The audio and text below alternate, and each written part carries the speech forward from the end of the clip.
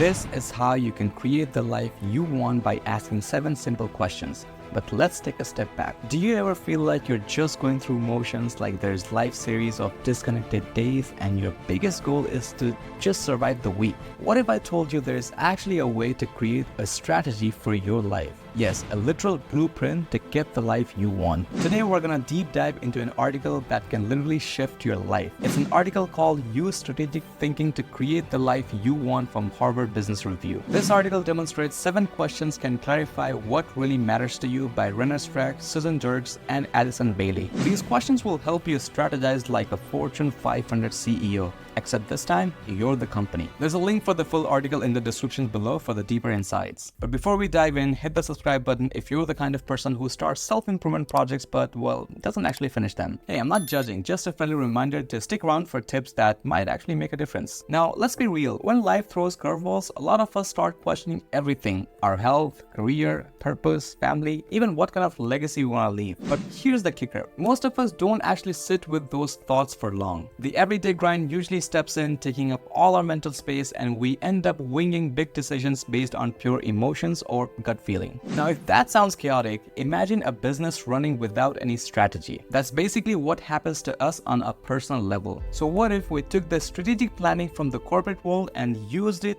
to design better futures for ourselves? That's what this framework is all about. It's been tried and tested on people across different ages and stages, from students to retirees, and it's given them a structured way to build their individual life plans. And here's the best part. You don't need to wait for a crisis, whether it's a big life moment like graduating, starting a new job, or even a health scare. This approach can help you take control and find meaning in the long haul. It's about building resilience, navigating transitions, and making life not just manageable, but also fulfilling. Every corporate strategy project has its unique twist, but majorly these large organizations tend to follow a similar roadmap, built around specific methods and tools. Usually they work around 7 essential steps, each driven by a key question. Number 1, how does the organization define success?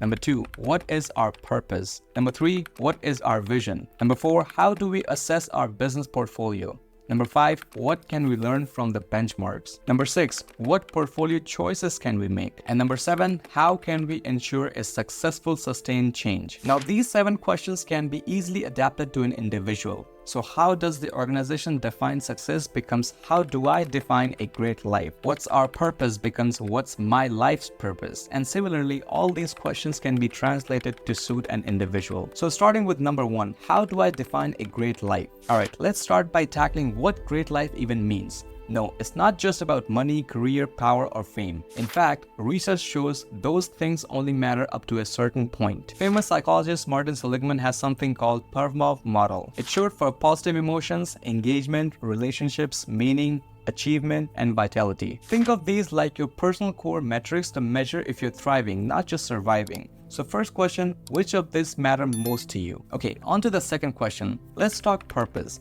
Now, I know it sounds a bit heavy, but hear me out. Ask yourself, what am I good at? Your purpose often ties to things you excel at or deeply enjoy. Then think, what values define me? Take a minute to connect with what truly matters. Purpose gives life meaning, and it's not just for poets and philosophers, it's for you too. Question 3, what is my life vision? So let's talk vision. This is your long game. Stoic philosopher Seneca said, if you don't know which port you're sailing to, no wind is favorable.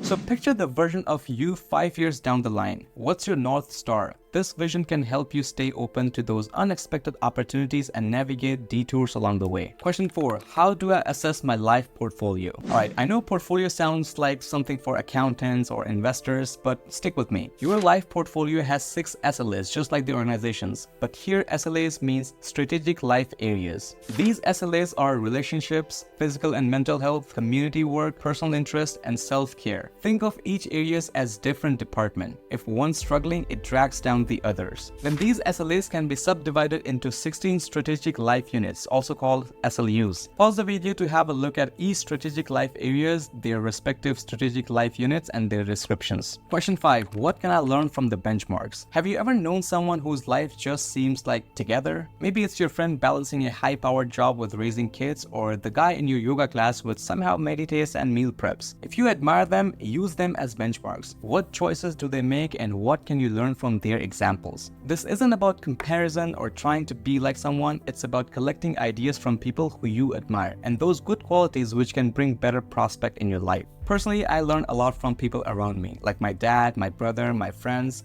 They're not perfect in any way, sorry folks, but I admire the good qualities in them and I practice them in my life. For example, I admire how my brother has a great balance between his work, family, personal space, and social life and his hobbies, and I would want that quality when I have wife and kids. Question 6. What portfolio choices can I make? Remember that great life exercise from question 1? Let's go back to it. Based on your self-audit, pick 1 or 2 things you can tweak. Maybe it's spending more time on a hobby you love or investing more time in a neglected relationship. Then reflect on the purpose and vision you identified in step 2 and 3 and brainstorm ways to bring these to life. Now consider the SLUs from step 4 in the portfolio review which stood out as needing more focus, and think about how you can boost satisfaction or adjust your time there. Then take insights from step 5's benchmark and apply them across the board. From this list of possible actions, small and big, choose a few that will genuinely bring you closer to a great life so that you can commit to them. Make these actions specific. Don't just say, I'll exercise more. Define how and when. Last question. How can I ensure successful, sustained life change? In simpler words, how do you make sure you actually follow through? Set your big goals but break them into smaller actionable steps like in milestones. Put these deadlines on your calendar, even the small steps or tasks. For example, let's say you want to pick up reading again. Start with 1 book, set a goal of 10 pages a day, and from there you'll pick it up and you'll be back in the game again. Don't forget, big life changes happen with 1 small step at a time, and strategy isn't just for boardrooms, it's for you too. And if you're in your 20s, watch this video to make the most out of your prime years, and I will see you in the next video.